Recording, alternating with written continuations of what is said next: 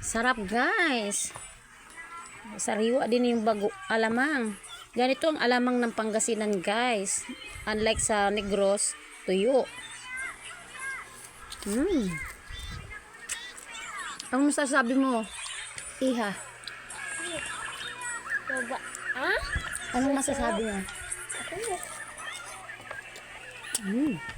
Sarap. Kain mo tayo. Sa halagang 30 peso. 1 kilo ng mangga. Bulagta ng yung isa. Kasama kasi kanina ng kahoy kami.